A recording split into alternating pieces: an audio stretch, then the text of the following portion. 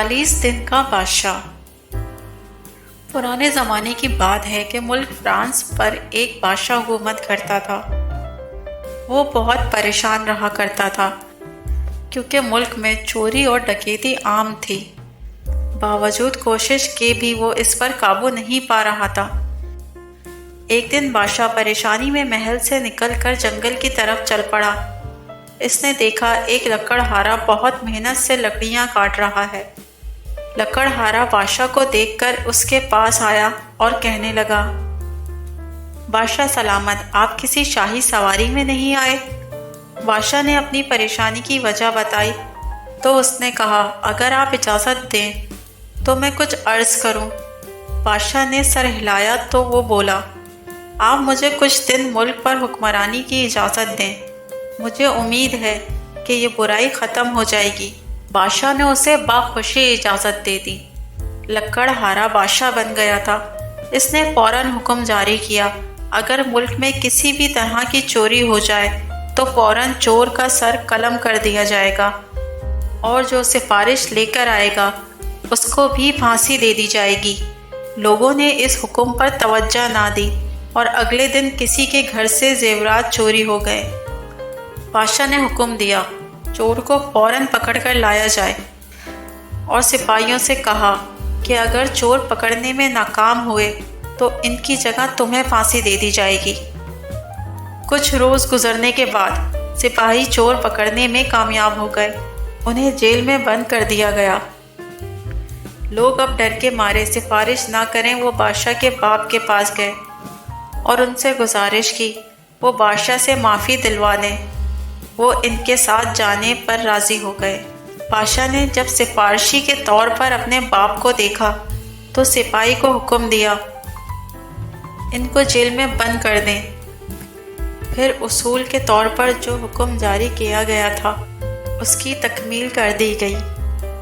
چوروں کے سر قلم کر دیے گئے اور جو سفارش لے کر آیا تھا اس کو پھانسی دے دی گئی۔ اس صورتحال نے سب لوگوں کو خوفزدہ کر دیا۔ اب کوئی رستے میں بھی پڑی ہوئی چیز بھی دیکھتا تو اس کو اٹھانے کی ہمت نہ کرتا۔ آہستہ آہستہ ملک سے چوریاں ہونا ہی بند ہو گئیں۔ 40 روز بعد بادشاہ لکڑہارے نے پہلے بادشاہ کو بلایا اور سلطنت کا نظام اس کے حوالے کر دیا۔ بادشاہ اس کی حکمرانی اور اصول پرستی سے اتنا خوش ہوا کہ اسے اپنا وزیر مقرر کر دیا۔ پیارے بچوں، کسی بھی سلطنت یا حکومت کا انتظام چلانے کا ذمہ دار حکمران ہوتا ہے۔ اگر وہ اپنے اصولوں اور قوانین کو مد نظر رکھ کر کام کرے تو ہر برائی کو ختم کر سکتا ہے۔ پیارے بچوں،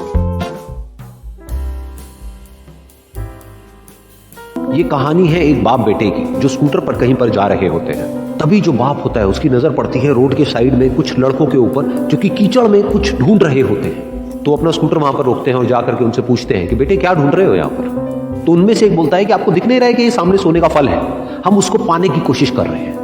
اس کی یہ بات سنتے ہی پتا کا دھیان جاتا ہے اس سونے کی پھل کی طرف جو چمک رہا ہوتا ہے۔ پھر ان کے مائنڈ میں کچھ امیجنیشنز بننے لگ جاتی ہیں کہ کاش یہ جو پھل ہے یہ میرے بیٹے کے پاس میں آ جائے تو نہ صرف اس کی بلکہ میری بھی زندگی بدل جائے گی۔ تو بنا سوچے سمجھے اپنے بیٹے کو دھکا مار دیتے ہیں اس کیچڑ میں اور بولتے ہیں کہ تجھے کسی بھی قیمت پر وہ پھل لے کر کے آنا ہے۔ لیکن بیٹے کو وہ پھل نہیں چاہیے ہوتا ہے، اس کے اپنے کچھ اور ہی سپنے ہوتے ہیں۔ وہ بہت کوشش کرتا ہے اپنے پتا کو یہ سمجھانے کی کہ میری خوشی اس پل میں نہیں ہے، میری خوشی کہیں اور ہے، میرے سپنے کچھ اور ہیں، لیکن اس کے پتا اس کی ایک نہیں سنتے ہیں۔ وہ اس کو دھکا مارتے ہیں اس کیچڑ میں اور بولتے ہیں کہ میں تجھ سے پوچھ نہیں رہا ہوں، تجھے بتا رہا ہوں کہ تجھے وہ لے کر کے آنا ہے۔ تو وہ بیٹا بھی اپنے باپ کے سپنے کو سچ کرنے کے لیے اپنی پوری جان لگا دیتا ہے اور پوری کوشش کرتا ہے کہ کسی طریقے سے اس سونے کا پھل اس کے ہاتھ میں آ جائے۔ لیکن جیسے جیسے وہ ہاتھ پیر مارتا ہے اس پھل کو پکڑنے کے لیے وہ اور نیچے دھنسنے لگ جاتا ہے اور پھر جا کر کے اس کو سمجھ آتا ہے کہ یہ کیچڑ نہیں ہے، یہ دلدل ہے۔ وہ چیختا ہے، چلاتا ہے، اپنے پتا کو آواز لگاتا ہے، لیکن اس کے پتا اس کی ایک نہیں سنتے۔ بولتے ہیں کہ بہانے مت بنا، اور بھی لوگ ہیں وہاں پر جو کر رہے ہیں، تو جب وہ کر سکتے ہیں تو کیوں نہیں کر سکتا؟ تو ایک بار وہ پھر سے کوشش کرتا ہے اور اپنی پوری جان لگا دیتا ہے، لیکن اس کے بعد بھی اس کے ہاتھ میں کچھ نہیں آتا ہے اور وہ دھیرے دھیرے نیچے دھستا چلا جاتا ہے और मर जाता है। तब जाकर के उसके पिता को एहसास होता है कि उससे कितनी बड़ी गलती हो गई। वो वहीं बैठ करके रो रहा होता है, चीख रहा होता है, चिल्ला रहा होता है। तभी वहां पर एक साधु आता है और वो साधु उस आदमी से पूछता है कि तुम क्यों रो रहे हो। फिर वो आदमी उस सोने के फल की तरफ इशारा करते हुए उस साधु को अपनी पूरी बात बताता है और बोलता है कि इसमें मेरी क्या गलती है, मैंने तो जो कुछ भी किया अपने बेटे की खुशी के लिए किया। तो वो साधु उस फल को ध्यान से देखता है और उस आदमी को कहता है, जिस सोने के फल की वजह से तुमने अपने बेटे को गवा दिया, कम से कम एक बार ध्यान से उसकी तरफ देखा तो होता कि वहां पर कोई फल है भी या नहीं। ये सुन करके उस आदमी को गुस्सा आया और उसने कहा कि सामने तो दिख रहा है फल, आपको नहीं दिख रहा क्या? तब वो साधु उस कीचड़ के ऊपर एक पेड़ होता है जिसकी तरफ इशारा करते हैं और बोलते हैं कि वो जिसे तुम देख रहे हो वो उस फल की परछाई है, असली फल वहां पर उस पेड़ के ऊपर है।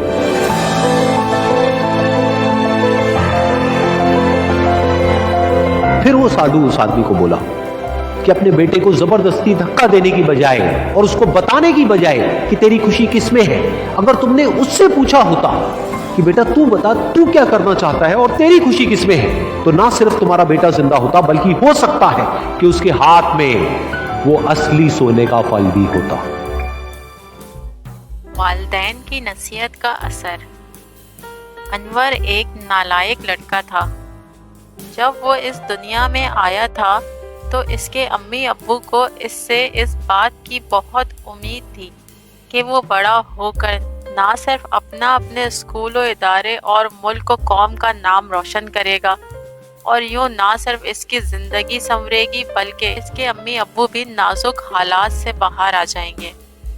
अनवर के पहले 4-5 साल तो जैसे तैसे करके गुजर गए, मगर जब इसके अम्मी अब्बू ने सोचा कि अब अनवर को तालीम के लिए स्कूल में दाखिल करवा देना चाहिए ताकि वो आला तालीम याफ्ता बनकर अच्छे और खुशगवार हालात में अपनी ज़िंदगी गुजार सके। जो अनवर बड़ा होता चला गया तो उसके अम्मी अब्बू की ये फरमाइश बढ़ती चली गई कि अनवर को उसी उम्र में स्कूल दाखिल करवा देना चाहिए। मगर ना जाने अनवर को क्या सोची कि इसने अम्मी अब्बू का कहना मानने से इनकार कर दिया और कहा कि अम्मी अब्बू से पढ़ाई का बोझ नहीं उठाया जाएगा, मैं सिर्फ खेलों में नाम पैदा करूंगा, वो भी इस सूरत में जबकि मुझे इन तमाम खेलों के बारे में मालूमात फराहम की जाएगी और तमाम लवाजमात फराहम किए जाएंगे। अनवर की ये मायूस कुन बात सुन करके इसके अम्मी अब्बू सटपटा कर रह गए कि उन्होंने अनवर से जो उम्मीदें बांध रखी थी वो पूरी होती नज़र नहीं आ रही, इसलिए इस पर सख्ती करनी पड़ेगी। ताहम जब उन्होंने लोगों से मशवरा किया तो सभी ने उन्हें ये तजवीज़ दी कि देखें, अगर आपके अनवर को मारा पीटा या इस पर सख्ती की तो वो संवरने के बजाय ढीठ और ज़िद्दी बन जाएगा और फिर किसी छोटे बड़े की बात को नहीं मानेगा। अनवर के अम्मी अब्बू को ये बात दिल को लगी, चुनाचा उन्होंने एक दिन अनवर को अपने पास बुलाकर कहा कि देखो, हमारे हालात अच्छे नहीं हैं, हम 3 वक्त का खाना कितनी मुश्किल से खाते हैं, ये तुम्हें भी मालूम है, और इसलिए स्कूल दाखिल हो जाओ और वहाँ आला तालीम हासिल करके निकलो, इंशाअल्लाह तुम कामयाब हो जाओगे। अनवर के दिल को ये बात अपने अम्मी अब्बू की लगी, ताहम उसने अपने अम्मी अब्बू से कहा 1-2 दिन में सोच विचार करने के बाद बताएगा। अनवर के अम्मी अब्बू बहुत खुश हुए। अगरचे अनवर ने स्कूल में दाखिल होने की हामी तो अभी तक नहीं भरी, मगर उम्मीद हो चुकी है कि शायद अनवर इनकी बात मान ले। दूसरे दिन अनवर के अम्मी अब्बू ने इससे इसके स्कूल में दाखिल होने की मर्जी पूछी, जिस पर अनवर ने हाँ कर दी।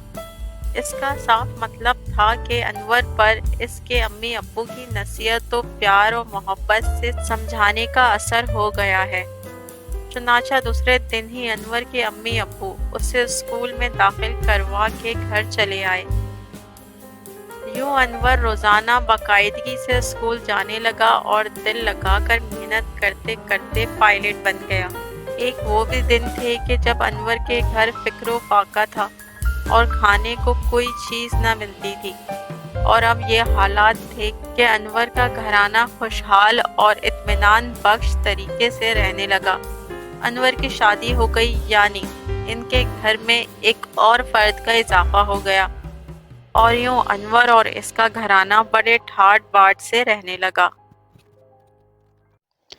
پیارے بچوں، امید ہے آج کی کہانی آپ سب کو بے حد پسند آئی ہوگی۔ اگر آپ چاہتے ہیں کہ ہم اپنی کہانی کے کیریکٹرز کا نام آپ کے نام پہ رکھیں تو زیادہ سے زیادہ کمنٹ سیکشن میں اپنا نام ٹائپ کر کے شیئر کریں، اور ویڈیو کو لائک اور چینل کو سبسکرائب کرنا ہرگز نہ بھولیں۔ تھینکس فار واچنگ، ملتے ہیں آپ ایک نئی کہانی کے ساتھ۔